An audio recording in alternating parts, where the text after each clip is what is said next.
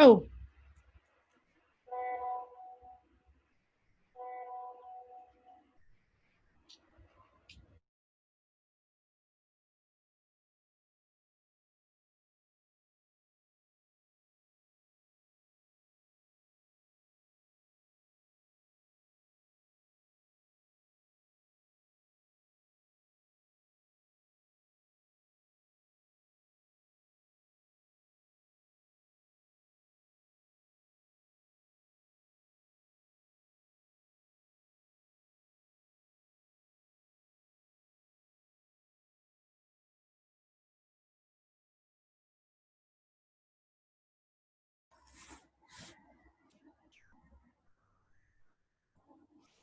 and,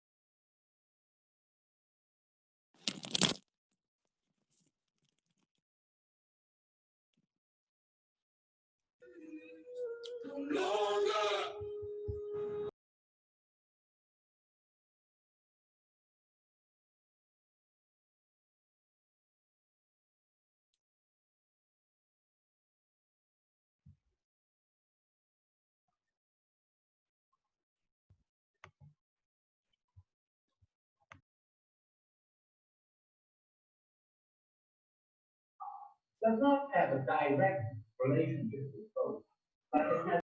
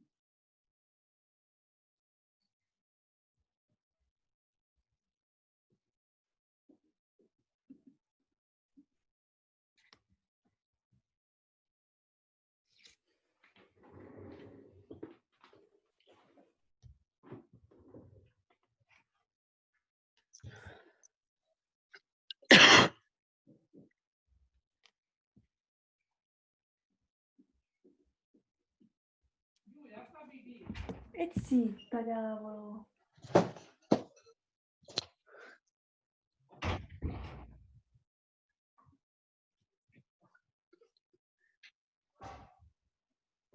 Il tempo è stato massimo 2.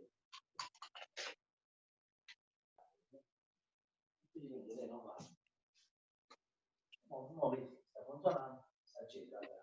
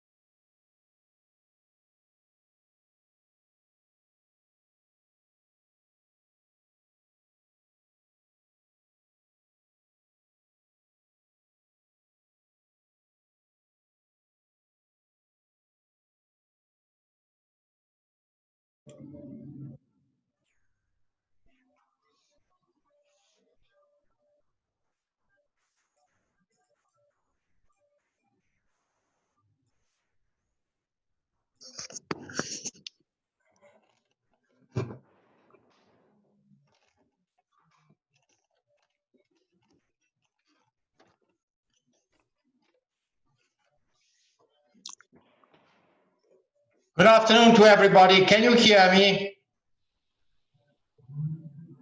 Please.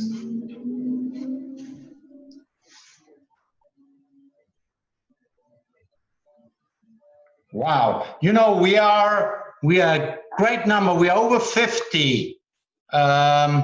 Afterwards, I'll just see who 54. I'll just check who's here and who isn't here, just to know if we have some students that have a problem, so I can write to them.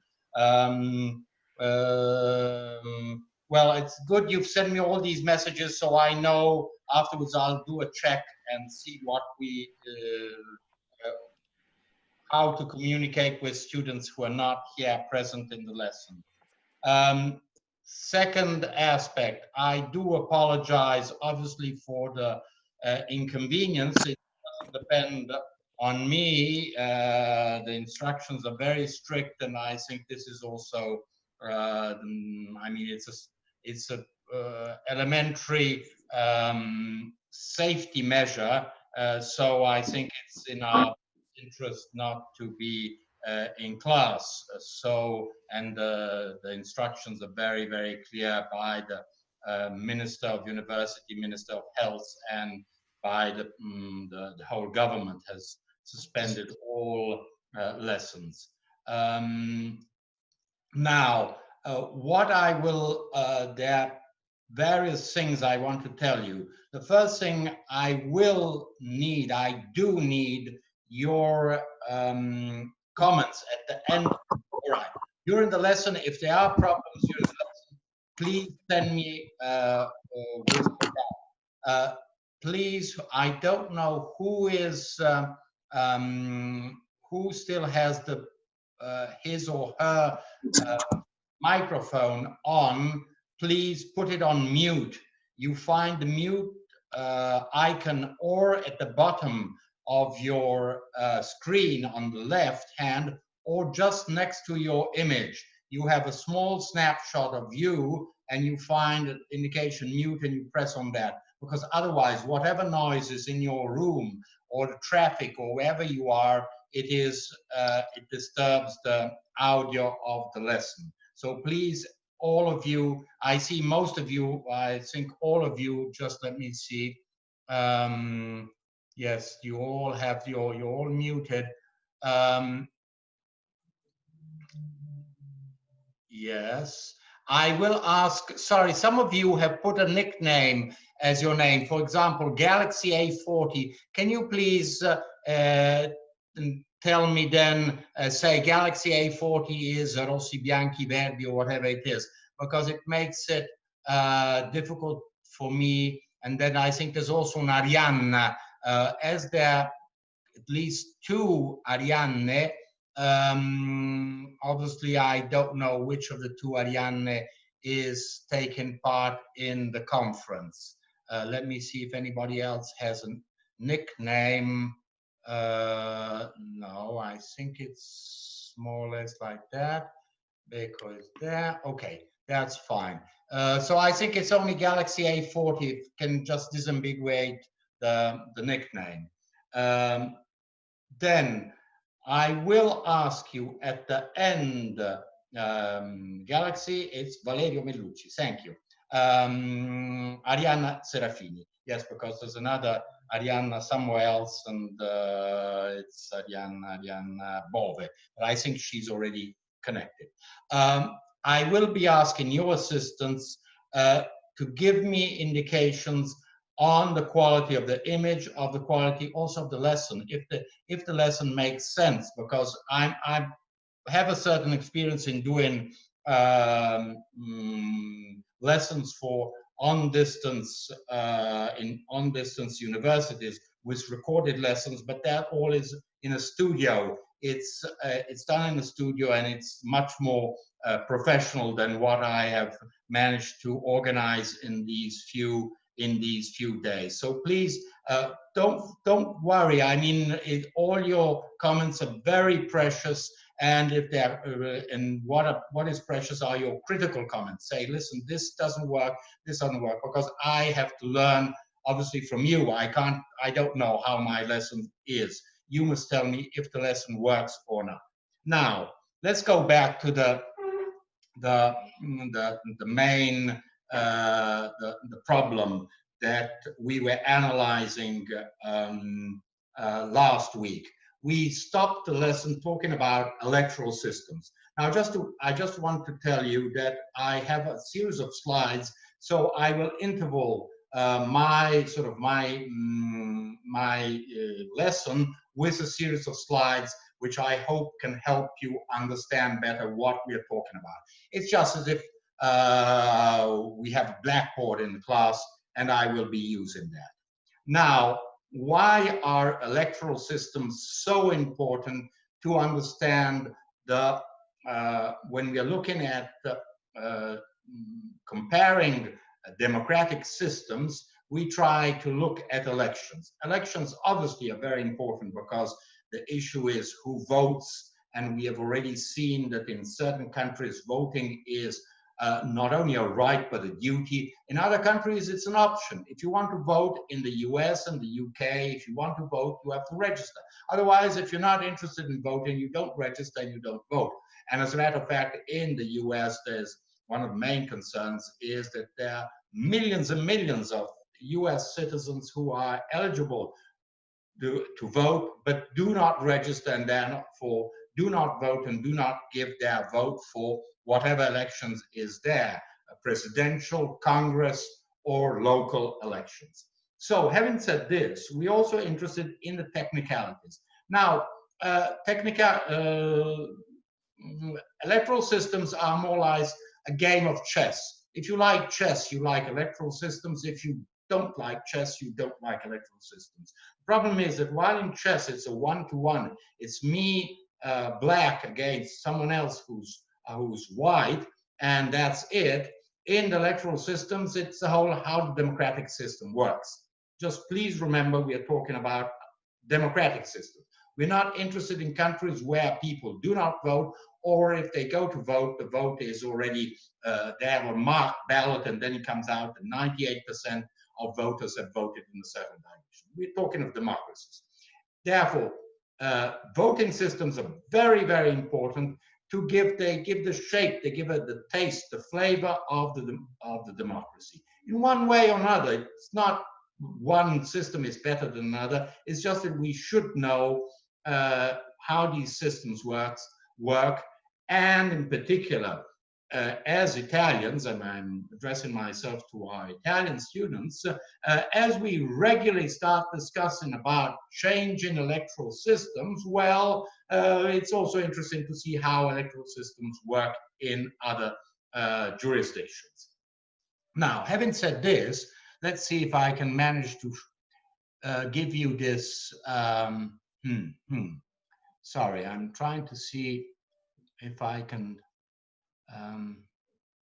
Now, let me see. I should have files. Oh, yes, I should have a file here. No, advanced. Sorry, because I put it on the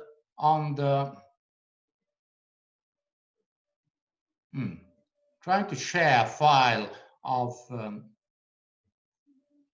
which is, I do not find it here. Why don't I find it here?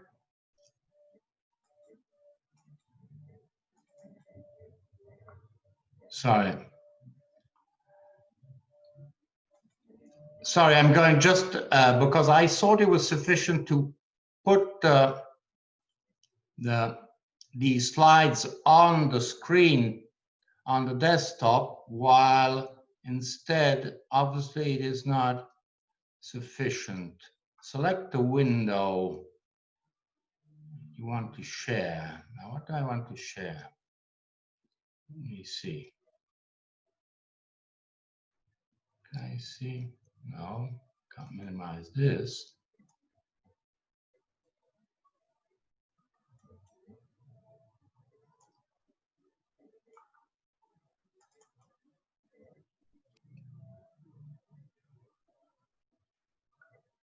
Sorry, I'm fidgeting around this.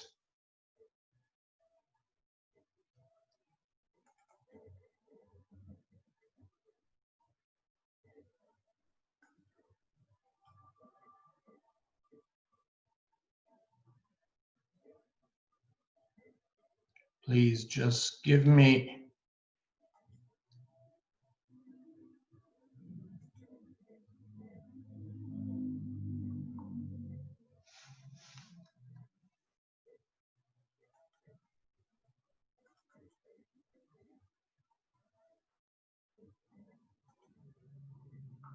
Yes, here we are. Can you see the slides? Yes. Okay, that's great. Okay, one for everybody. Now, what is the? I have a few slides here on voting. Now, so the issue is obviously democracy starts with, and it starts in Athens. That you've all studied, or most of you have studied, how democracy started in Athens, and they cast ballots. They were on pieces of stone, white stones, and they voted. And so that's why we call it democracy. And I put, for those of you who studied Greek at high school, demos, obviously this is the root of the notion of democracy. So how do they express their will? They express their will sometimes direct democracy. Now, this is something which is common in many countries at a local level, and also in certain countries, such as Switzerland, at a much higher federal level. And therefore, you have referenda, and in which citizens vote in favor or against a certain proposal. In Italy, we had this referendum, which was called for the 29th of March. Now it's been postponed, on the constitutional change, whether we want or do not want to reduce the numbers of members of parliament, both Senate and House of Representatives. So that's direct democracy, and so the decision of the people is direct. It's not, there's no why direct, because there's no intermediation through representatives. And here we have quoted the case of Switzerland, in which any change of the constitution must be voted by citizens. Now, this happens also in other countries, such as Italy, but there it is something very, very common. If someone of you is interested in seeing what the Swiss constitution, how it works, because we think Switzerland is a nice country, a country that works and citizens are satisfied with their system, well, just look at this constitution, and you will see that this constitution has dozens and dozens of changes in it, because they have been voted by citizens and they are regularly voted. They go once or twice per year, they go to vote to decide whether to change this or that article, provision of the constitution. Then a further element that I would like to point out is the notion of digital democracy. Now, this is it's unfortunate we have fallen in this moment, this dramatic moment for Italy, and hopefully not for other countries, in which everything we have to do, most of the things we have to do them by through digital networks, but this is an issue that is coming up regularly, the fact that voters can use online technologies to express their will. Now, the problem is obviously, first of all, security of the network, to avoid that someone enters and hacks the system and puts in false ballots, and then the fact of authenticity. Who is voting? Is when I vote on the online, is it exactly me? How do I identify myself? Should I use, what procedures should be used to ensure that that person, only that person is voting, or that vote, that there isn't someone who's voting for someone else, if that voting for someone else is not allowed. So just to point out that these are aspects that surely will be very important for your future in your future experience as citizens. Just keep in mind that this has to do also with the kind of democracy we want, or we have, or we would like, or we do not like. The use of technologies in order to favor participation of citizens in the public decisions, in the decision-making process. So, having said this, and these are the general principles in the field of, general notions in the field of vote, let's try and look at the two electoral systems. So the idea that people go to vote and elect representatives. So we're not talking of direct democracy, where through a referendum citizens express their will and that's it. Take, for example, Brexit, although Brexit was somehow a referendum which was a standalone referendum. There was a law behind it, but anyhow, citizens, the majority, although small, not big majority, but the majority of UK citizens decided that the UK should leave the European Union. And so that is, they expressed their will, and then this has actually happened on the 31st of January 2020, so 4 years later. Now, let's look at these electoral systems where we vote for representatives. I will focus mostly on elections for parliament, for the legislative power, but the same principles can work when we're looking at presidential systems, such as the US president, or semi-presidential systems, such as the French president. Now we have these two great models.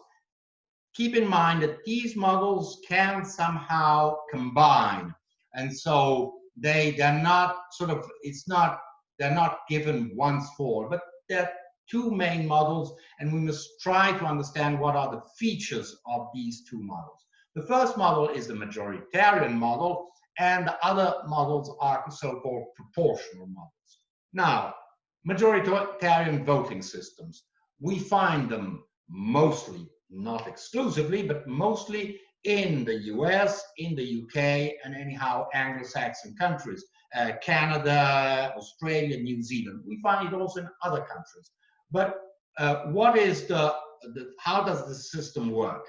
The country, the nation, is divided in voting districts. That is a regional distribution, division of the country. So there is a district where, and voters belong to that district. And generally, not always, but generally for each of these voting districts, there is one and only one representative.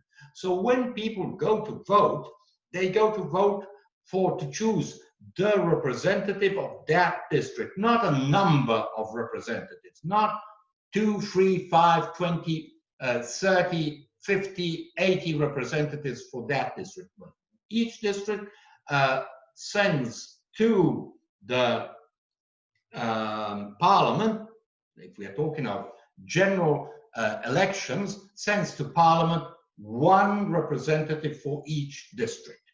Now,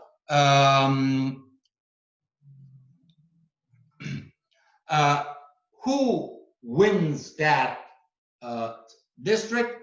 The candidate which receives more votes than anybody else. So even if there are candidates, let's imagine there are 3, 4 candidates, if they one has 100 votes, another one has 99, 98, and 97, even though the other three have altogether are more or less 300 votes, nearly 300 votes, the one who has received most votes, the one who has received 100 votes, gets elected.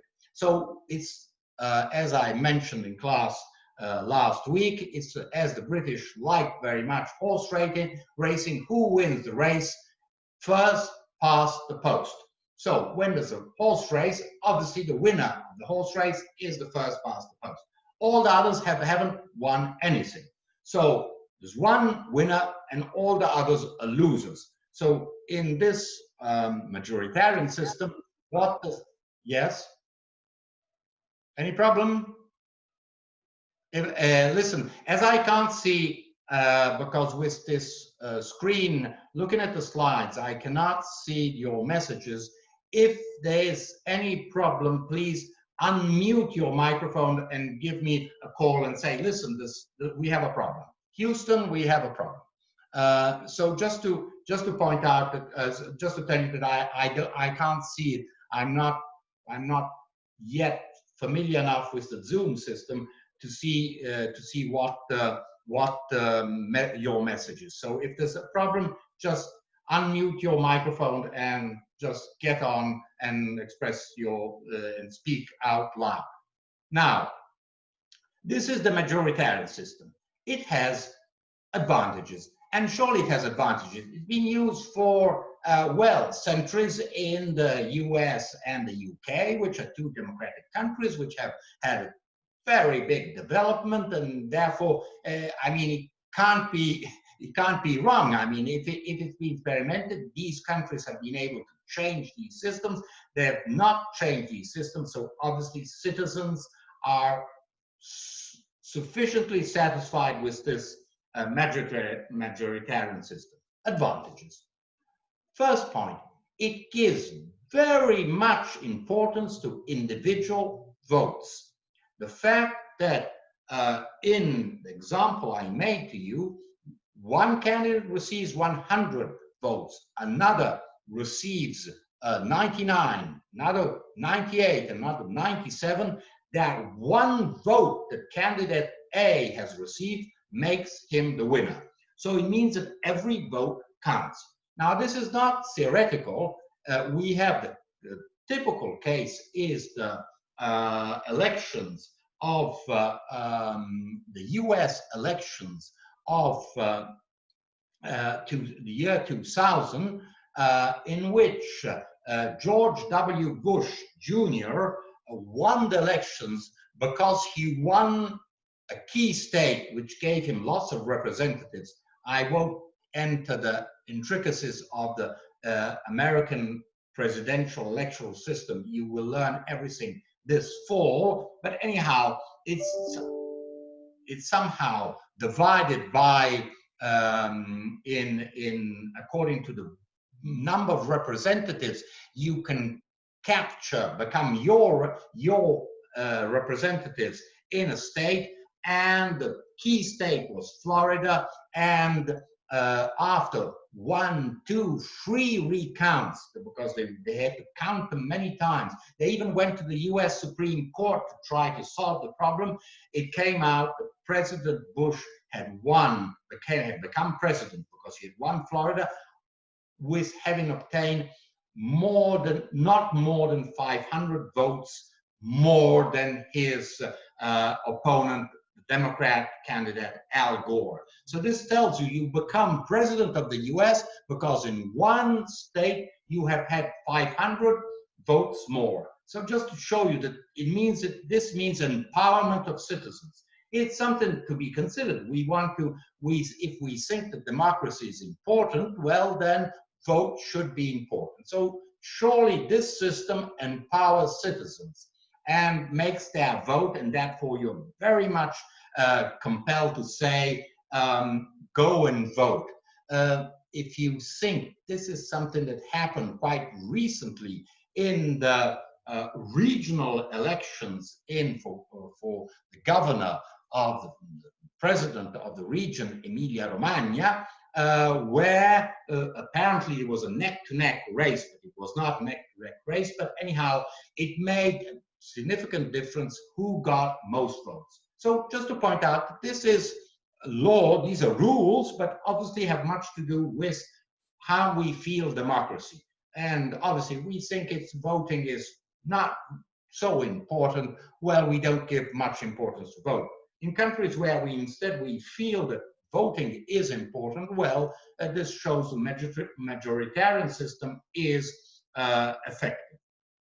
Now, second element, as there's only one representative for each district, this means that that representative must represent not only those who have voted for him, but the interest of that district. He can't somehow be disinterested for everything that happens in his district if he or she wants to be re-elected. This creates a very strong line between the person who's been elected and his district, his constituency. Very good example. The presidential,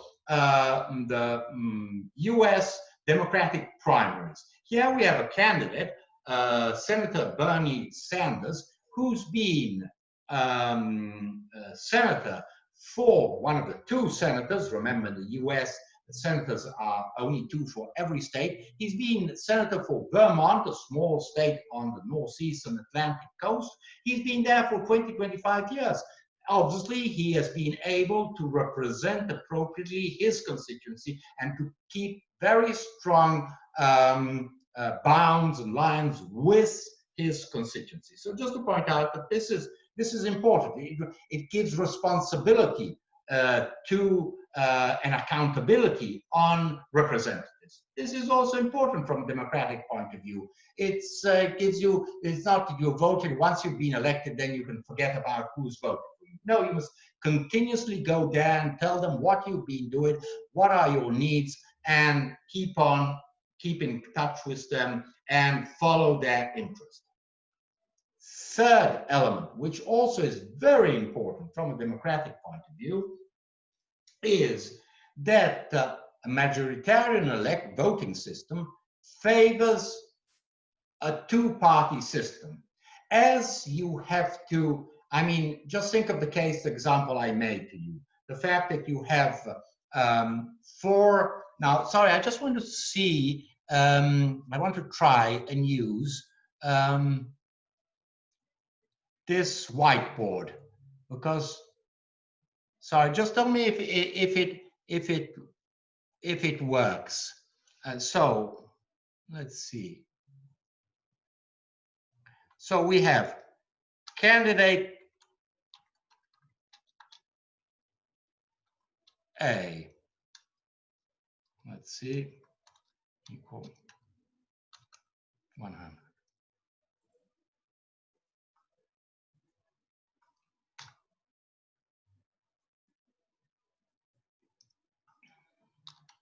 Can you see what I'm writing? Can someone? Yes. Okay.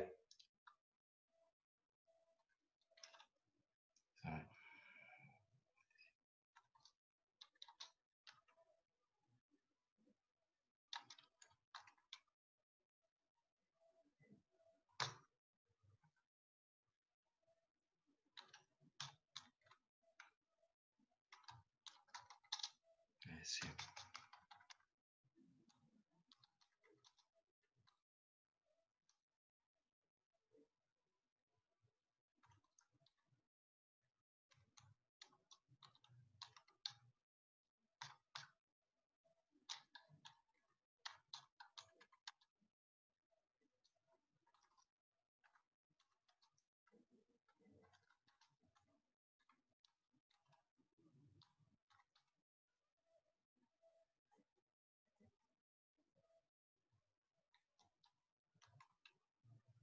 Okay.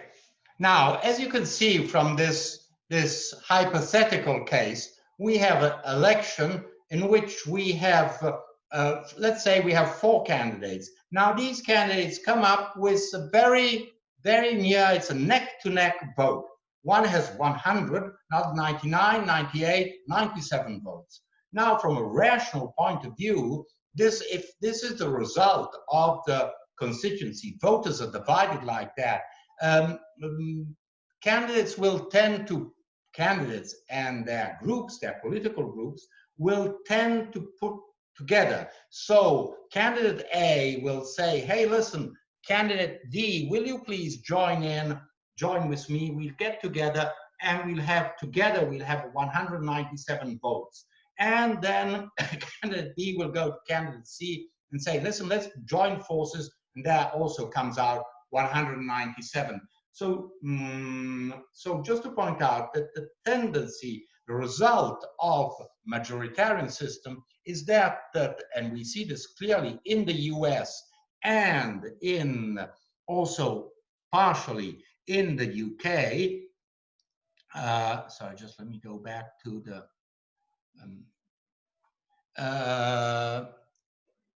and to the UK, it brings to the polarization of political parties. Generally, two-party system. We have in the US, Democrats versus Republicans. In the UK, we have mostly Conservative versus Labour, although we have also other parties, Liberal Democrats, Scottish National Party.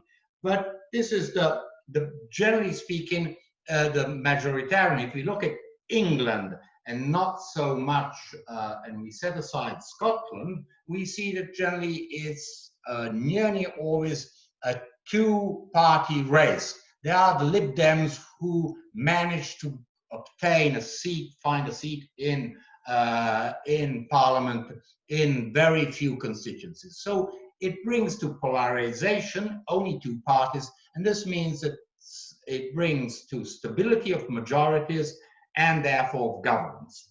This is something also to be considered, because a stable majority and a stable government enable that government to bring ahead its policies and to eliminate uncertainties in the future. A government that does not have a majority is very uncertain on what to do.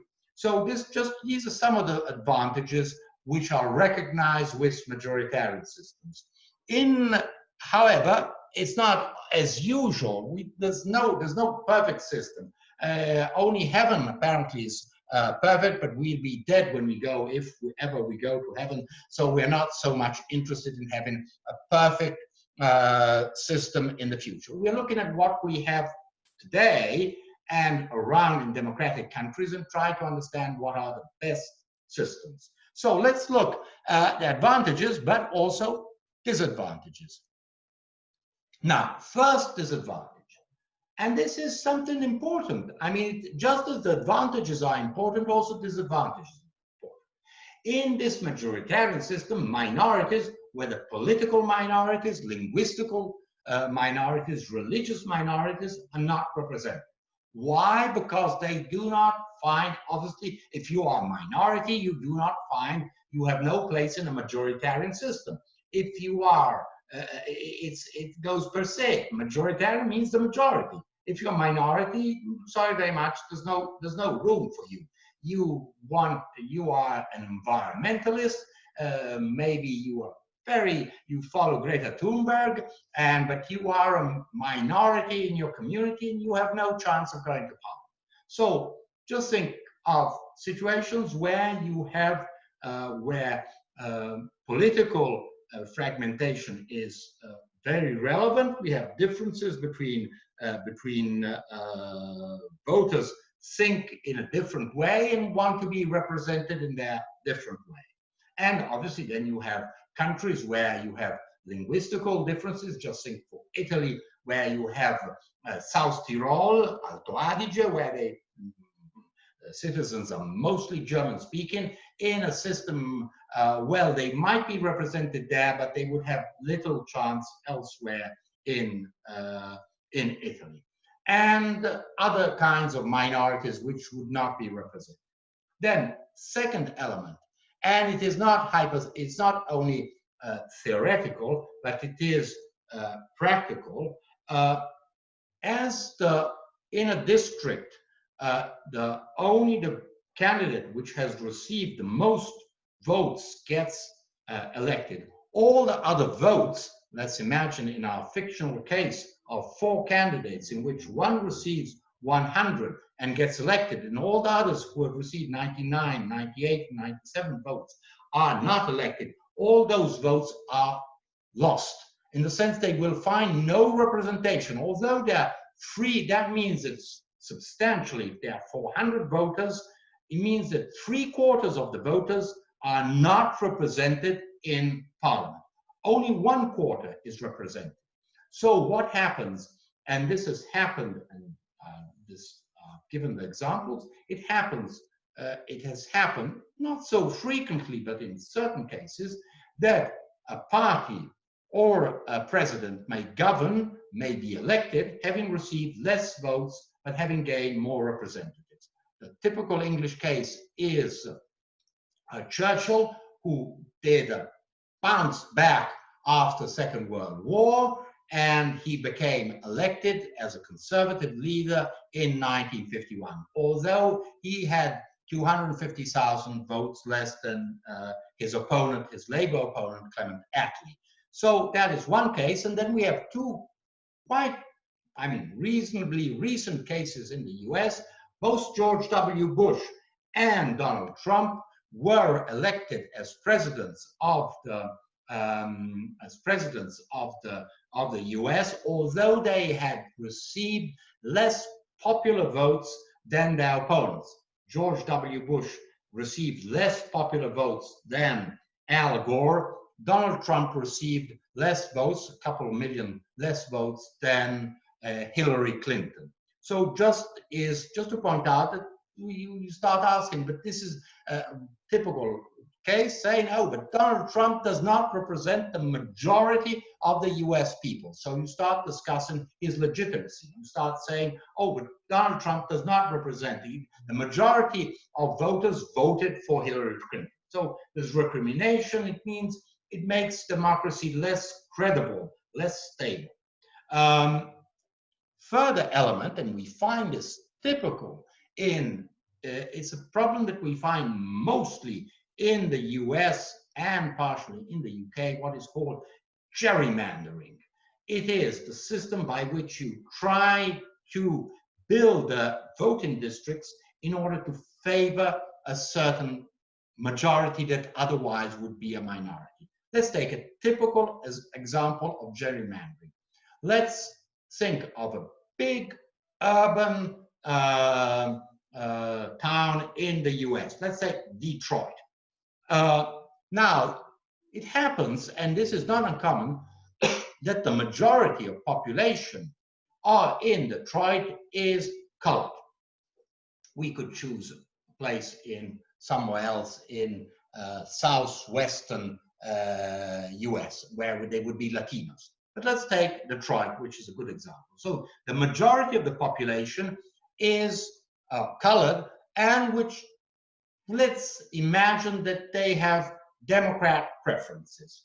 And they would have Democrat preferences, obviously, for a colored candidate, which seems quite reasonable. I mean, a representative must represent his voters, his or her voters. So there's nothing strange in that. So you choose someone who you feel belongs to you. You don't find someone who is distant, you feel is distant from you.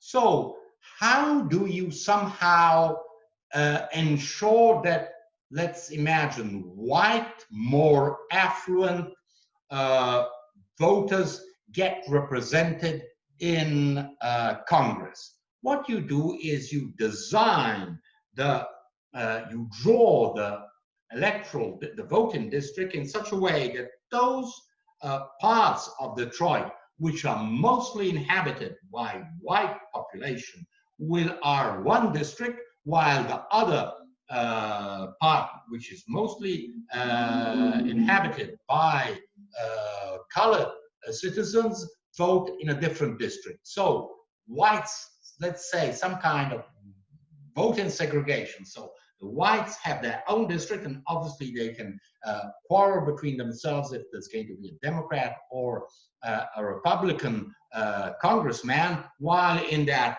big district where the majority of the population is colored, they will choose, and they probably will choose, for a Democrat candidate. Just to point out, this is what we call gerrymandering. That is to maneuver drawing the size and the boundaries of the district according to demography. So if demography changes, obviously you will try to change voting districts. Just to point out that these are some of the disadvantages of the majoritarian system. There are some important, some are less important, but just to show you that no voting system is perfect. Now, let's move instead to the other system, the proportional system. Now, I've said majoritarian systems, US, UK, Anglo-Saxon countries. The rest of the world, not all, but quite often, when it comes to parliament, we have proportional voting systems. Although we may find some combination of the two. For example, in certain countries, the president is elected on a certain basis, while parliament is voted on a majoritarian basis. So the candidate gets more votes, gets elected, while in the parliament is elected on a proportional voting system. So you can combine these two. You can combine these two systems, and you find, but mostly, let's look at Europe. We see that mostly we use proportional voting systems. So what does proportional mean? What the term says by itself: each party which presents itself to the elections obtains a number of representatives in proportion with the votes which it receives. So there's a proportion between voters and representation in parliament. Hopefully, so there's this relationship, which is a proportional relation. Obviously, let's imagine there are 50 million voters, and there's an assembly of 500. So we have the scale, you scale from 50 million to 500, and you expect that those 500 should somehow represent the whole country, the whole voters.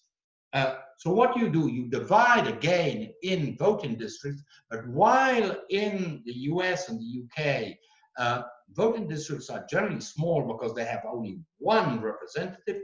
Here, generally voting districts are much bigger, and there are more representatives for each voting district according to the size of the voting district. And then there's also a second system by which you do not count only the votes that are given in the voting district, but also on a national basis, which somehow ensures proportionality. So even if you are a minority and you have received votes in the whole of the territory, but you have not managed to get one representative in each voting district, on a national basis, maybe the amount of votes you have received make up for whatever you need to get at least one representative. So this is how the proportional voting system works, and what are its main differences in respect of the majoritarian. So proportional does not the winner, but obviously there are many winners, and all those who receive votes, a sufficient amount of votes, will get elected. So you see the idea behind it are the ideas behind it. The two systems are quite different. Now, again, let's look at the advantages. First of all, ensures political pluralism. Now, this is very important. The fact that, I mean, if you feel that politics are the two-party system does not represent you because you are a minority, well, you're not interested in politics. You feel that if you have more opportunities and your movement, your ideas are represented, you will participate in the electoral system. So you're not saying, oh, but it's the usual quarrel between Democrats and Republicans, between conservatives and Labour, and so I'm not interested because anyhow my views will never be represented. So political pluralism is something that we favour in a democratic system because we want all citizens to feel included in our system. So we have more political opinions which are represented, and we have representation of minorities. So also minorities are represented. In a majoritarian system, minorities have no chance of being represented. Someone has his or her microphone on. Now, disadvantages. Again, let's look at this. Fragmentation.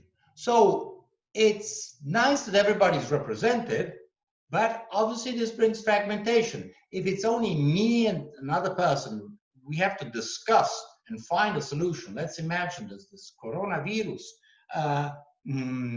crisis, and there are only two parties who have to decide. Well, it's easier for them to find some kind of solution. If there are 7, 8, 9, 10 who have to decide on the epidemics, on taxation, on whatever decision they must take, well, it's difficult to put together 7, 8 parties rather than putting together 2 parties. So this makes it,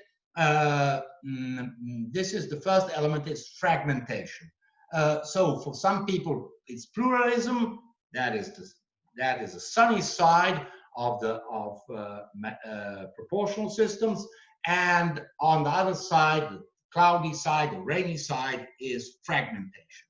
Second element, it is unlikely that in a proportional system, only one party will receive the majority of votes, and therefore will have 50 plus 1 vote, and therefore can do without anybody else. And therefore, there's no party receives a majority of representatives, and therefore need for coalition governments. Coalition governments are something that we find them around Europe. If we look around Europe, as I've mentioned, in Italy, it's historically the coalition governments. In Germany, too, there's a coalition government.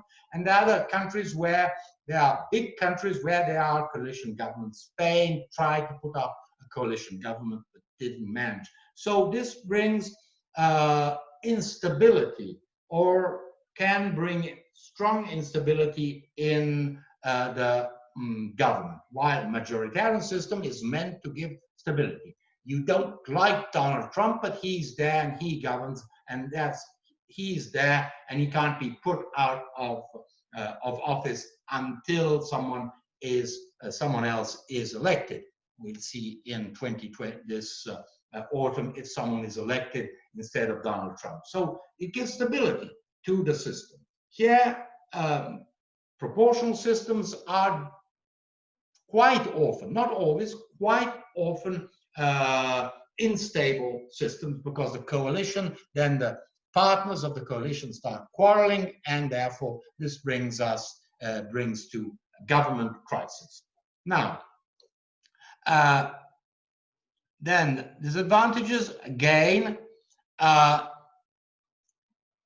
We've seen that in the majoritarian system, the representative must be very much attached to his constituency. He must have all his relations. He must always go to his voters, explain what he's doing, what he's trying to do, try to receive indications. In the proportional system, as there are many representatives for each voting district, and the voting districts are generally pretty big, well, there's a much more feeble relationship between the representative and the constituency and the voters, and generally the relationship is between the representative and the party that has presented that candidate in that district. And this is something that we find quite often, that there's no relationship. You find a candidate of northern Italy who's sent to be elected in central Italy, or vice versa, or from southern Italy to central Italy.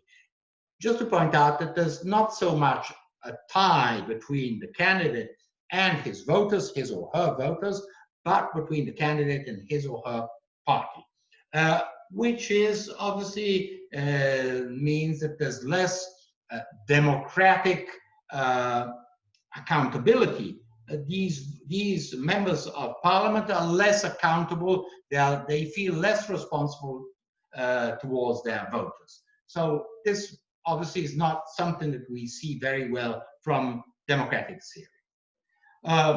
As proportional system, while the majoritarian system is more or less equal round, more or less in all the countries that adopt it, the majoritarian system, as it has these disadvantages, there are many attempts to try to dilute these disadvantages. And I'll indicate four the most common ways through which you try to reduce the disadvantages of the majoritarian system. First of all, the fact that there's a fragmentation, not an enormous amount of parties, maybe small parties with 2-3 representatives, which are necessary to create a majority. That creates difficulty to create a parliamentary majority. So what do? You do smaller voting districts. So instead of doing the whole of Lombardia, the whole of Lazio, you start restricting and making smaller districts by which the minorities, smaller political groups, will not receive enough votes to get elected. So this is one system by which you somehow try to reduce fragmentation. Or, and this is much more common, because clearly small voting districts means change in voting districts, and this is a complex operation in any country, what you do, you set a threshold to have representation in parliament. You start saying, hey, listen, if you don't reach this threshold, you won't get any representative. Typical example, last year you voted, I think most of you voted or had the chance, opportunity to vote for the European Parliament. In each country, the voting system is different, but in Italy, there was a threshold of 5%. So if parties that did not go beyond the threshold of 5%, did not get any representation in the European Parliament. So generally depends, 3, 5, 8%. It depends very much on the country. And that is the way by which you somehow eliminate very small minorities. You start saying, well, 3, 5% is small. 8 is not such a minority. It's a significant part of the voters. But anyhow, this is one of the systems by which you somehow reduce fragmentation, and therefore you want to reduce instability. Now, and then what are the other systems? Bonus to the party which receives the most votes. So you have a proportional electoral system, but you start saying the winner, there are many winners, but the one who receives, the party that receives the most votes will receive a bonus, a 20% bonus. Now this already, we experiment this. I'm talking to our Italian students. This happens typically in the voting in the regions, Italian regions, and major towns in Italy when you have to elect the mayor. The party or the candidate which receives the most votes has a bonus, which enables him to govern with a sufficient majority. So let's say you have 30% of the votes, which clearly is not a majority, is less than 1/3 of the votes, but you can you have a bonus which gives you a majority. So it's a system by which it's a proportional system, but at the end of the day, as the winner receives this prize, it becomes not entirely a majoritarian system, because also minorities are represented, but ensures that the party which is most elected, or the candidate that receives most votes, has an ample majority to govern and to conduct whatever business in, whether it is we're talking of government or parliament. So this is a further technique which is adopted in many countries, this bonus for the candidates or parties which have received the highest amount of votes on a national scale. Finally, and this is the French system, just keep it in mind because it's typically French, but at least it's important to notice that recurrently in Italy we say, hey, why don't we do like the French? So we might as well know what the French are doing. Now, the French had this issue of political pluralism, but the same need for stability. So what have they invented? A 2-round voting procedure. So in the first round, you see, let's say those 4 candidates come out. So we have these 4 candidates. So there's 1, A, B, C, D, 100 votes, 99 votes, 98 votes, 97 votes. And let's see if I can. Yes. So in this case, so what happens? This is the first round of elections. And so this means that we have seen the candidates, how they distribute their votes. Now we get to, as none of them has received the majority, because let's imagine we have 400, the voters are 400. Let's imagine candidate A receives 201 votes, and all the others, the other 199 are distributed among the other 3. So candidate A gets elected immediately in the first round because he has the majority of votes. But in this case, the example that I've made here, candidate A 100 votes, B 99, C 98, D 97, what happens? You don't know who's going to be elected, and you're going to do a second round of elections. You're going to do a second round of elections between the two most voted candidates, candidate A and candidate B. Now this brings in substantially, on one hand, somehow a majoritarian two-party system, because there are only two candidates, but this allows also agreements, because candidate A may say, hey, listen, if I must have the consensus, the consent of those who have voted for D or C, because otherwise I might lose. Now, this is something which is not hypothetical. Just think of, again, typical case is French elections. Here we find that there's an extreme right movement from National now called the Rassemblement National, Marine Le Pen, blonde woman, just to identify her, extreme right, who quite often in elections, both parliamentary elections and presidential elections, gets the most votes, but not the majority. Then there's a second turn, the second round of elections, and the opponent, let's imagine in this case, Mr. Emmanuel Macron, manages to bring to himself voters that would on the first round have not voted for him. Let's imagine socialist voters who say, hey, listen, I don't like Macron, but I don't want an extreme right candidate, the president, and so I will vote for Emmanuel Macron. So it is the second idea that there's a second, in democracy, you have your first choice, but you have your second best choice. So this is, sorry, just let me go back to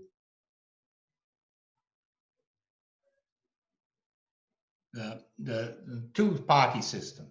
Now, just for the moment, this is the part devoted to voting systems. I just would like to ask you if you have questions, have some questions on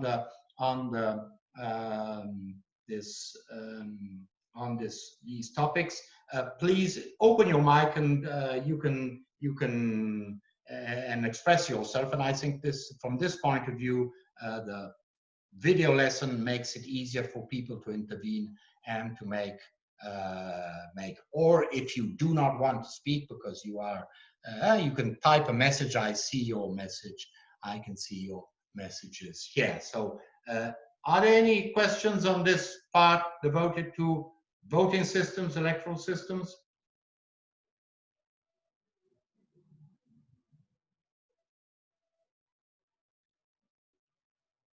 Silence. You're going to sleep. Is anybody still there? No question for me. Well, that's good. Thank you, Cordella. Cordella has sent me a message. She couldn't participate because he's just undergone major surgery and he's in Pesaro Urbino, and so which is not sort of it's a closed area and you can't leave Pesaro Urbino. It's not distressing being in Pesaro Urbino, but anybody? Nobody has questions. Nobody wants to ask. I have a question. Gerrymandering. Okay, then Lorenzo Giovanniello. Okay, so that's good. Now, first of all, listen. Didn't I want to abdicate from my role? But certain issues, if you go on Wikipedia, quite often you find a much more exhaustive and clear answer than what I can do, or maybe other teachers can do. So just look at gerrymandering and you go on Wikipedia and you'll have all you want on Wikipedia. Now, the system is this. Let's start from historical, from a little bit of history. And this history, and I see we have some English students, I think we have Kidd and we have Bacon. Are there other English students from other Zazine, Salone? I haven't been able, if there's, are there other English students?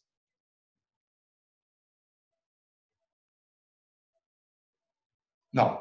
Okay, but anyhow, what happens? In England, they've been voting for a long, long time. We'll be seeing this.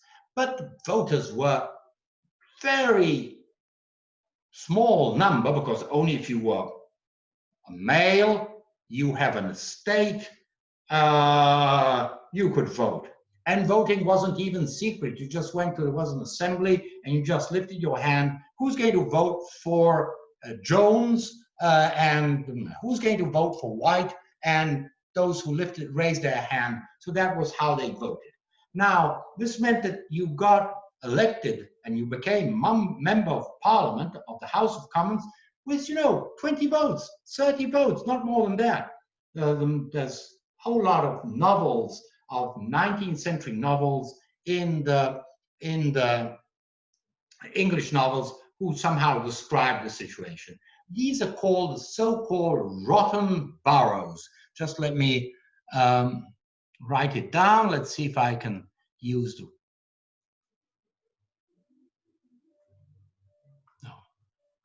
text.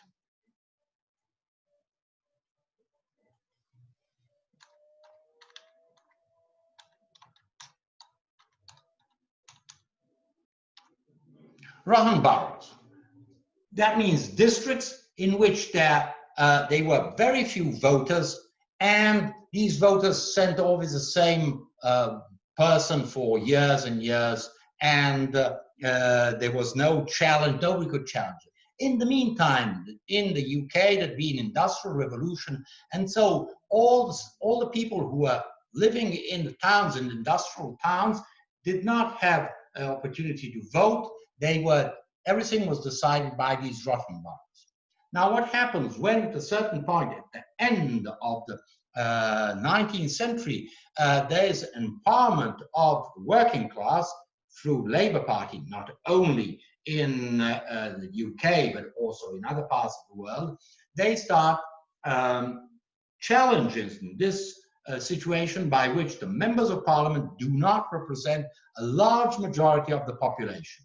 So, on the one hand, you are asking for wider voting rights. Not only those who have an estate can vote, but anybody who is of a certain age, and then at a certain point in the 20s, also women are allowed to vote. So the system of gerrymandering was that of the parliament that is sitting there, which draws the electoral districts, decides that the electoral districts are drawn on its image. So you want to keep out your opponents, and you draw it in a certain way.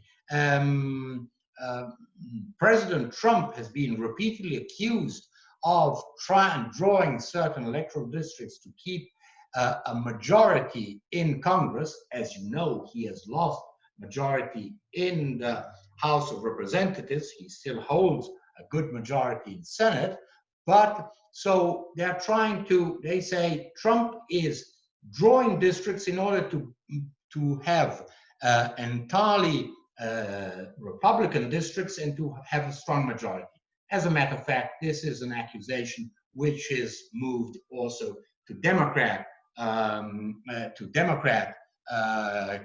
presidents. The same thing accusation was moved to Obama, who clearly, being the first colored US president, wanted to ensure a full representation of the very vast, not a majority, but the very large millions and millions of colored voters in the US, which were underrepresented in Congress and in Senate. So Senate is not a problem of gerrymandering because it's the state, but we are talking mostly of House of Representatives. So you try to draw the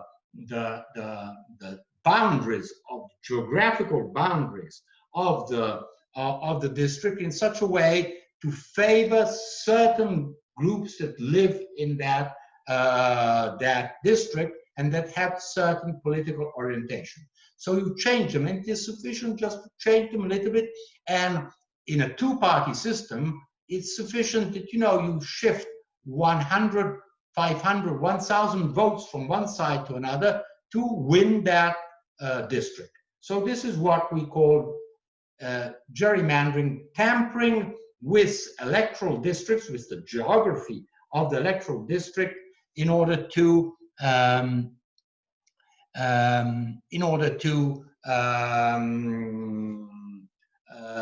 try to obtain a majority in or as being elected or in parliament. Now that's the gerrymandering. Now I will send you obviously the slides. Giorgio Rosati has asked me the slides, and I will send them to you. Oh yes, yeah, we have Chris. Yes, thank you. I see. Sorry, I didn't see this. There's Hamilton.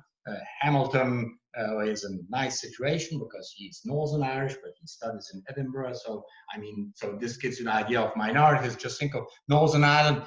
Northern Ireland is divided.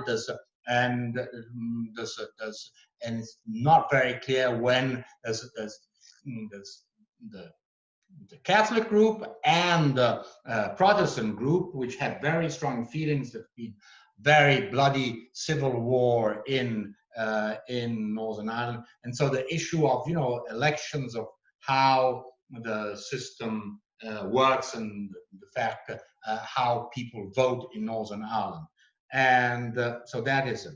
Now,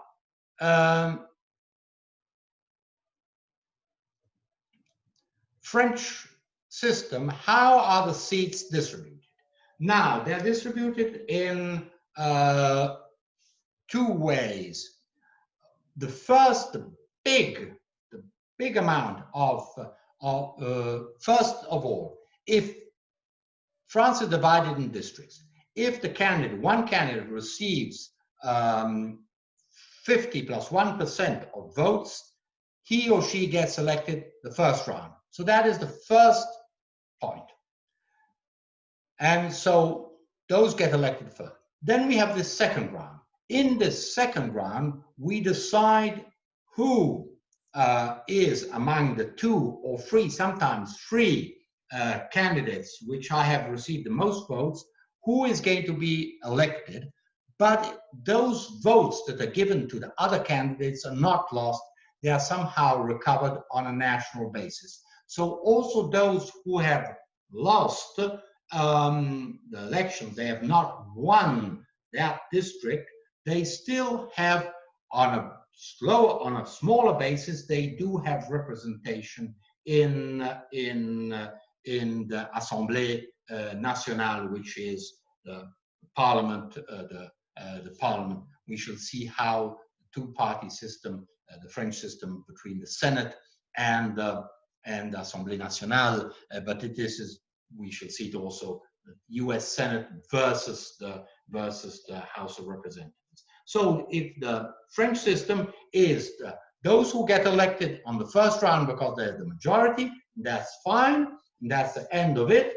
And then in the second round, the candidate which received the most votes gets elected, but also those who have received less votes than the first candidate, they will somehow take part in the distribution of with a smaller amount. There is a limited amount of seats which are reserved on a proportional basis to those who have not won the elections. So just to point out that the system is partially proportional because many parties, if you look at the French system, you find extreme left, you find environmentalist, you find socialist, then you find big, well, let's say Macron en marche, which is center left, and then you find a couple of movements of center right movements, and then you find Rassemblement National. So you find more or less at least 6 parties which are represented in the Assemblée Nationale. So just to point out that it is partially proportional, but tries to strengthen majoritarian a majority. So yes, quite right. Trovalucci says the French electoral system is a mix of majoritarian and proportional system. Exactly. That's exactly what I wanted to say. How can some of the salvatici, how can some of the majoritarian disadvantages be solved or reduced? Now, this is a very good question, but it is a question that you must not put to me, but you must put to American and British citizens who are apparently quite happy with this system. Every now and then in England recently there's been voicing, especially because when there was this period in which Mrs. May called the snap elections because they call them the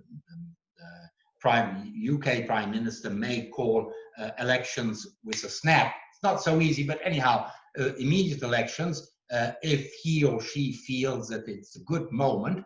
Mrs. May thought it was a good moment and said it was not a good moment. And so she called elections, and she already had a very small majority in the House of Representatives. She lost that too, and so she didn't manage to have, she had to lean on this very expensive support of the Democratic Ulster Party, that is the Protestant party of Northern Ireland. So citizens, and in that case, there was a whole lot of discussion in Great Britain saying, well, we should change the electoral system because it says that the electoral system does not guarantee stability. At the end of the day, then Mr. Boris Johnson called these elections. He needed also the agreement of the Labour Party. Labour Party said, yes, we will have elections in December. I don't know, maybe they had the wrong, they had polls, the opinion polls were they were not very reliable, but they thought they might win these elections. Instead, what happened is that Mr. Johnson Conservative Party received a very strong majority in the House of Commons, and therefore now can govern by himself and has delivered Brexit as he promised he would do. And so all the arguments against the majoritarian systems would be trying to introduce some kind of corrective. But majoritarian systems are, majoritarian. While proportional systems can be adapted, majoritarian systems are, it's that or nothing else. It's first past the post. If you start doing something similar, you've lost the whole idea of majoritarian system. So I apologize if I'm not able to provide a direct answer, but all the debate that you find in the US and the UK in order to have representation of minorities seems to lead nowhere, and nobody really wants to change the system. Voters and parliamentary institutions do not want to change this majoritarian system. They obviously are content with that system. Otherwise, in a democracy, people change. I mean, in Europe, when we want to change the system, well, we change it, although it is not so easy, but voters vote to change. Now, let's move on, and I'll only start with the next topic, which we want to analyze. Now, let me see, share screen. Sorry very much. Here we are.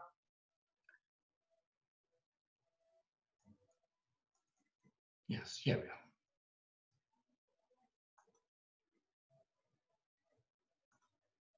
constitutionalism. So now constitutionalism is very important. It's very important for us lawyers because we shall see that this is, well, we are constantly engaged with constitutional issues, even if we're doing, very simple cases. Just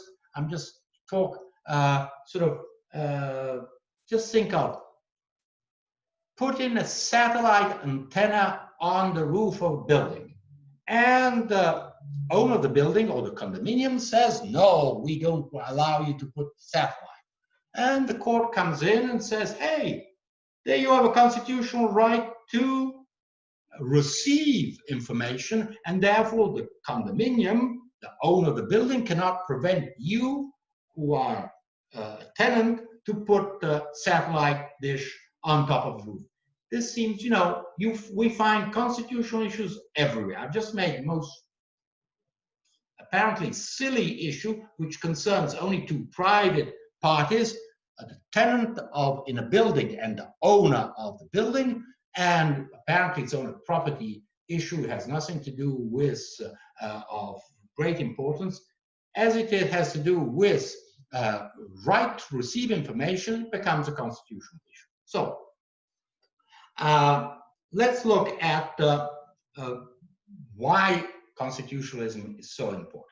First of all, because, as I've mentioned since my first lesson, second lesson, we have to start from the US. Again, it is the US that tells us that modern democracies need a constitution. Why is this constitution? We have it at the summit of our legal system. There is the constitution. That is, what is a constitution? We see it expressed by the US Constitution and subsequent constitutions which we find throughout the world. A written text, first of all, this is very important, also for the things I will say later on. Solemnity or approval. The Constitution is not any law. When there's a constitution, there's always some kind of very important ceremony, or it is voted by the people and it is approved by the people. So it is not like any law. So there's solemnity, and often we find also a preamble of the Constitution. I mean, just think of the US Constitution, we the people, and then those 5, 6, 7 lines, which are the beginning of the US Constitution, are very important. Then we find other countries, just think we find the Irish Constitution rather than the Hungarian or Polish Constitution, which express, what is the sense of their being together, being Irishman, Polishman, Hungarian, and so it expresses very much of the sense of that country. It's rhetoric, there's no doubt about that, but it has a legal influence. So we can't just think that, Constitution is not any piece of law. It has also a rhetoric, and it has a power of authority, which goes beyond the fact that it is put at the summit of the hierarchy of the legal system. That means that it is obviously the highest norm, and therefore all other norms, whether they are of ordinary law voted by Parliament, or any other bylaw voted by other institutions at the local level, they must conform to that constitution. Just think of Roma III University somehow decides something which is against the constitution, which discriminates on the basis of sex or on the basis of religion and so on. This obviously would be immediately challenged, and although it is a provision which is at a very low administrative level, it cannot hold against the constitution. Then, what is interested in why today we are very interested in modern constitutionalism is that we see it very clearly. The US Constitution of 1787 reflected the US of 1787. Late 18th century ideas in a colony which was lacking all infrastructures and so on. What happens now if we look at constitutions? present-day constitutions, we see that they try to represent what are the needs of society in a certain moment. And therefore, they indicate interests and values, which have a constitutional value. When a certain principle, a certain value, a certain interest is within the Constitution, we believe, because we believe in hierarchy of sources of the law, we believe that principle is above others, and that legislation beneath the Constitution must abide by, must conform to that, to those principles. So we see that increasingly we want to, in the political debate, in parliamentary debate, there's constantly the idea that the Constitution should be changed according to certain changes. Just let's take the Italian Constitution, the idea, for example, that sort of digital citizenship should be part of our Constitution. So we are citizens not only when we are sort of in flesh and bones, but we are citizens also on digital citizens, or the principle that no discrimination on the basis of sexual orientation, or the fact that, you know, anybody can form a family, not only a man and a woman, but also people of same sex, and have this constitutionalized. And then just think of the very important movement, rights of animal rights. The fact that, you know, we believe, many people believe that the animals are part of our world and we should respect them. The fact that we use them normally for food, well, this does not mean that they do not have rights. So just to point out that there's a push, not only in Italy, but in other countries, to have certain new values, new interests be constitutionalized within the highest text of the law of the land. So just to point out how important constitutions are from the not only from a strictly legal point of view, but also to represent and to have a country believe that their constitution belongs to them. Now, what is the exception? We have this very nice exception. So the Constitution since 1787 is the US Constitution, then the evolution. I mean, keep in mind that before we reach a modern constitution in continental Europe, we have to wait the end of the Second World War. We find modern constitutions in Austria and Germany, that is the two powers that lost the First World and they were empires and were turned into republics, and they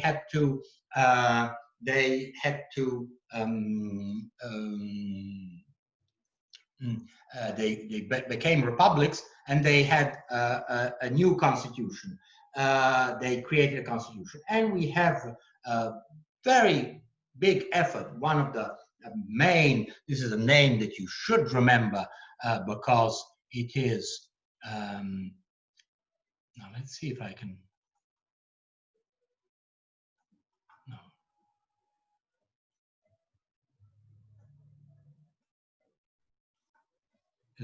Please keep in mind this, Hans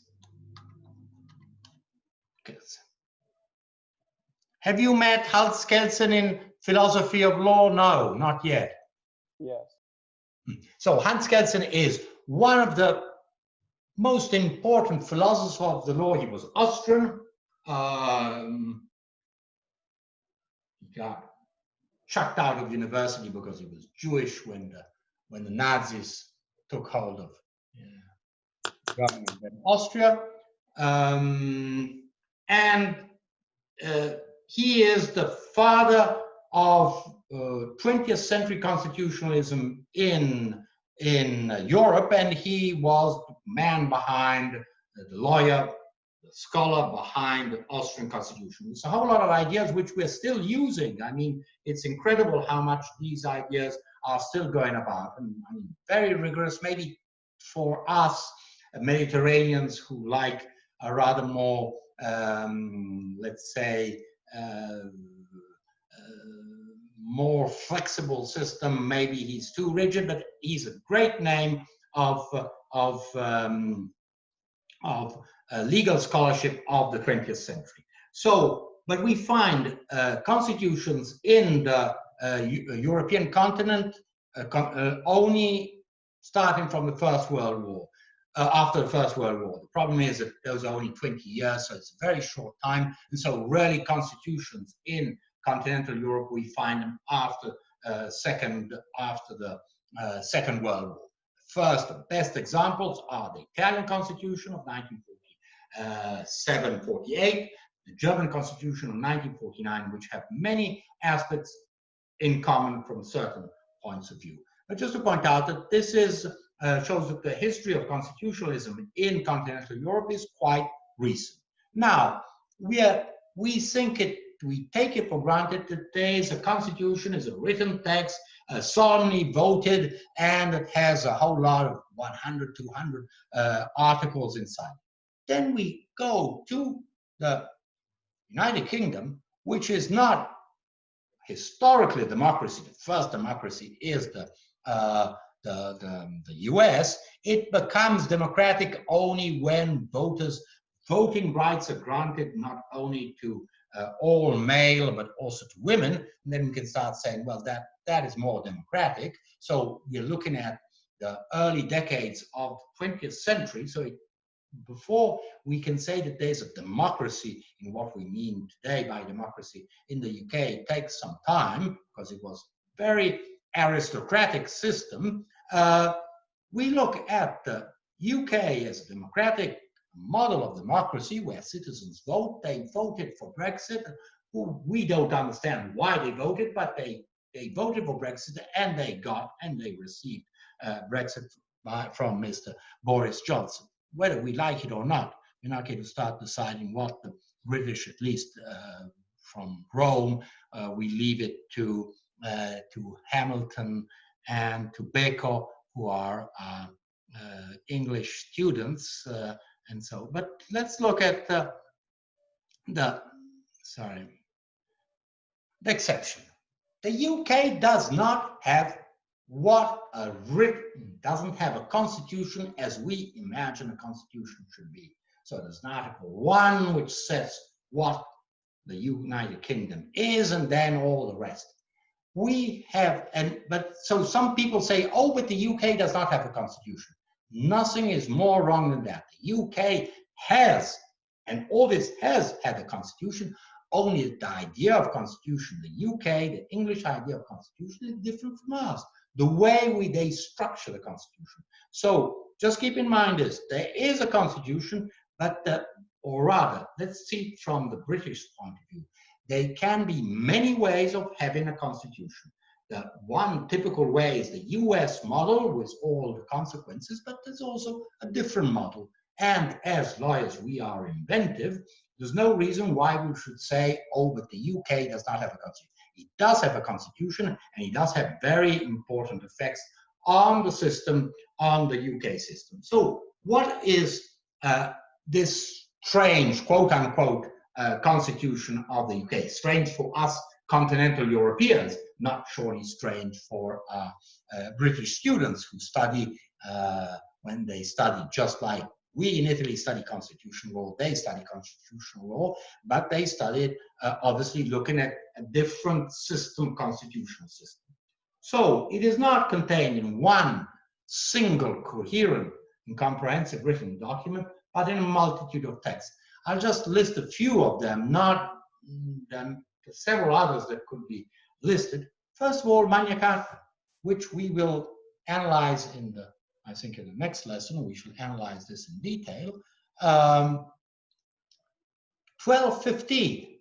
So, I mean, for us, something of 1215 is history. It's pre-history. I mean, we can study this in when we're studying history of law, it doesn't seem something present day. No, the Magna Carta is part of the UK Constitution, today's UK Constitution.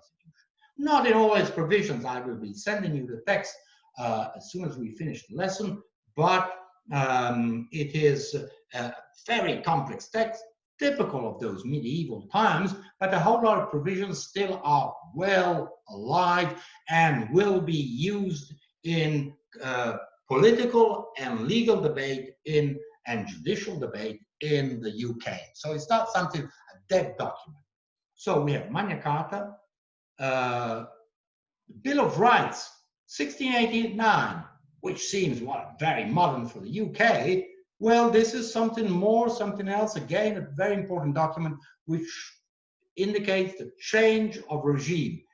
I've already mentioned in the 17th century, England is torn by a civil war. There's or even a short period, a very short period of a republic by Oliver Cromwell. And when finally the king is beheaded, and so very bloody period, at least 50 years, if not more, of very total instability in England. And when finally things get settled and monarchy is reinstated and the parliament calls for foreign dynasty to come and become king of Britain, they call this prince, this Dutch prince, William of Orange, and he must swear on this Bill of Rights, which is somehow the condensed version of all the rights of the land. And so that is substantially on what are the constitutional principles of Britain at that moment, end of the 17th century. So that is also a very important document, and we shall analyze it when we look at the Bill of Rights on the part devoted to the Bill of Rights. Then we find this Act of Settlement, which establishes what is the role of when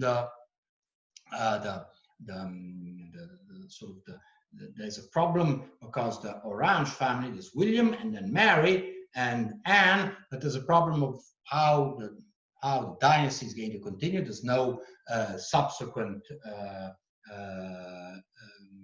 there's no issue of that dynasty, so they have to call for someone more, someone new. We've seen they've called Prince of Hanover, George I, and so on, which bring to the Windsors, today's Windsors. And so this Act of Settlement also is a very important text, which somehow sets what are the role of monarchy in Britain. And then, this is very important, the role of what are called constitutional conventions. Now, these constitutional conventions are not written anywhere. The fact, for example, that the British Prime Minister is chosen by the Queen on one person, which is the leader of the party that wins the elections. So there's there's written nowhere that it is that it should be Mr. Boris Johnson, or if the Labour had won, Mr. Jeremy Corbyn. No, it's a constitutional convention. Everybody agrees on that. And if, let's say, that Queen Elizabeth did not like Boris Johnson for some reason, many reasons for which one might not like Mr. Boris Johnson, she couldn't choose someone else from the Conservative Party and say, hey, but I don't like Boris Johnson, I'll choose someone else. No, Constitutional Convention says that the Queen will choose her because it's her Prime Minister, in the person of the leader of the party that has a majority in Parliament. And as a matter of fact, if the leader changes, even without elections, the Queen must appoint that leader. This is exactly what happened with Mrs. Theresa May, who was there and who had been designated David Cameron, who lost the referendum, stepped down, and said, I'm no longer the leader of the Conservative Party. And at the end of the day, they chose Mrs. May. So she was designated leader of the Conservative Party, and she became the Prime Minister. And the same with Mr. Boris Johnson. When Theresa May stepped down and Johnson was designated leader of the Conservative Party before the general elections of December, he too was, the Queen called him, not someone else. So this is a typical constitutional convention by which nothing is written, but everybody agrees that you have to behave in a certain way. So it's something not written. So a constitution, as you see, the English system tells us the constitution is not only one whole comprehensive text, but can be also something made of various texts and of unwritten conventions between political parties. Now, just to point out, I just would like to add one final point. It seems maybe we think again, you know, these British, they're very strange. What are they doing? Always they're trying to sort of make things complicated. If you go in Scandinavian countries, which are surely countries which are peaceful and sort of we generally often look at them as models of democracies, we see that often these countries do not have a constitution just like we imagine to have a constitution. They don't have that. They have a constitution. Their constitutional principles are set in various documents. So just to point out that we obviously look at the UK because it's a big country with whom, I mean, the whole world has relations, and we study a lot of English law, but it's not only the UK. We look countries which seem to us, at least many of us, when we think of Denmark, Norway, or Sweden, we look at them and say, where's their constitution? You find out that their constitution is not a document like we have, but a set of various texts of historical and legal importance, and obviously of conventions. So I would, if with your consent, I would stop here, because then tomorrow we can move on to very important aspect of Bill of Rights. Now, 63. That's great. That's great. I see here. I see 63 participants. If you now first, please let me remind you. Please, if you haven't just sent a message, just tell me you are connected, because otherwise I don't find the 63. I don't know who's here. Just to know who, so I can write to those who are not here. Secondly, please send me, just sufficient you send it to me. You can, if you look at the chat, you see you can choose whether you send it to me, the host, that I'm hosting this conference, this lesson, not to everyone. You send me comments on whatever comments, but especially I would appreciate comments on this lesson, this form of lesson. We'll have to make do with it. I don't know how long this crisis is going to last, but we better make the best we can do of these technologies. Third point, if there are any questions on the second part of the lesson that you feel you want to make, please just please type a message here and tell me. So Isabella, but who is Isabella? Let me find her. I think there's only one Isabella, so I think I will find Isabella. Let's see. Isabella Melissa San Marco. Yes, okay. There's only one Isabella. Sorry, no, because when you put on your name, then I have to look at the list. Well, so that's fine. Are there questions on this issue of constitutionalism, on different forms of constitutionalism?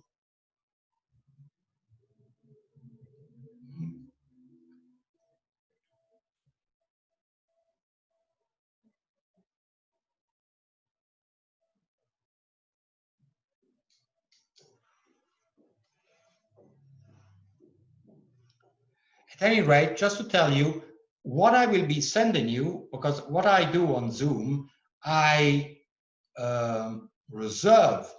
I book this lesson, so I'll set another meeting for tomorrow from 4 to 6, and I will be sending you because each meeting has an ID. It's not the same ID as today's. It'll be a different ID. It's nine number indication. So you will have to type in that indication to join the lesson. So don't use today's ID because obviously this lesson is finished. So obviously you would not, with that number, we won't be able to access tomorrow's lesson. So I will, today I will book tomorrow's lesson, and I will send to all of you the 9-letter indication, the 9-number indication of the code of the lesson, of the meeting ID. Okay, then I see everything is apparently clear. I'll just let me do a little bit more slides. I must prepare the slides also for tomorrow. I think I will be sending you at the end of the week. Just let me prepare the slides for tomorrow and for Wednesday, and I'll be sending them to you on Thursday, Friday. Please remember, I appreciate criticisms because it's a new way of making of teaching, and so I too need to learn. So thank you, and enjoy the rest of the day, and I hope. Aren't there other teachers going to do the same? Yes. Just to tell you, I think for Professor Resta I'm talking of the studying law at the Roma 3 classes. We have to distinguish between the English classes of studying law at Roma 3, and I see they have already organized themselves. Professor Pozzolo too has organized himself. And for the ordinary Italian classes, the problem is this: with other colleagues, we started off by ourselves because we felt we should start immediately. Now the whole university is putting in place a system which is called Teams, which is sort of a platform just like the one like Zoom, which is based on Microsoft, because Microsoft is the manager of most software facilities of the university, and therefore you will be receiving very soon an indication of the various lessons you will be able to follow. I'm speaking to my Italian students of their ordinary classes of this semester. They should be receiving an indication what is the Teams platform and how to access these lessons. I know, because I've discussed this over the weekend with other colleagues who teach in the English classes, studying law at Roma 3, and surely I see that all of them, whether it is Giulio Napolitano for comparative administrative law, Pozzolo for his seminar, Giorgio Resta for his high-tech law, all of them and us are somehow mentioned. So you should be receiving from your teachers indications on how to access their lessons. I confine myself to what I can do, which is not much, but I try to do in this class the best I can do. I obviously have no authority or to somehow push my colleagues to do similar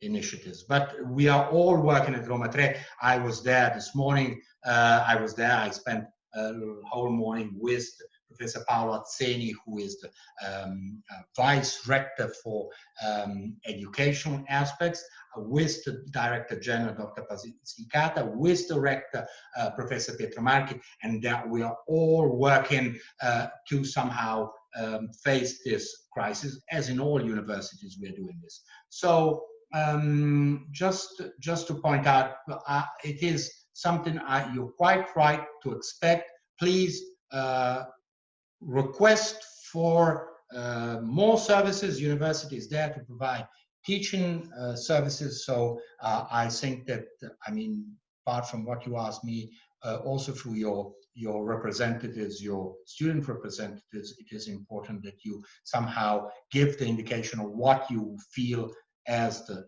students of the law, of the law department, what you want. Make yourself heard, because I repeat, and I repeat it always, the university, it's not a hierarchical relationship between I'm a teacher and you are students, but it's a community, and we share common values and common objectives. So if we teachers need your help, and if we don't have your help, your support, and your push, obviously we tend to sit down and say, okay, everything's fine, I'm not going to do anything. So having said that, good, and I see already some messages. Share the PowerPoint files. Yes, I already said I will share them at the end of the week. I'll be on Thursday. I will be sending you the PowerPoints of the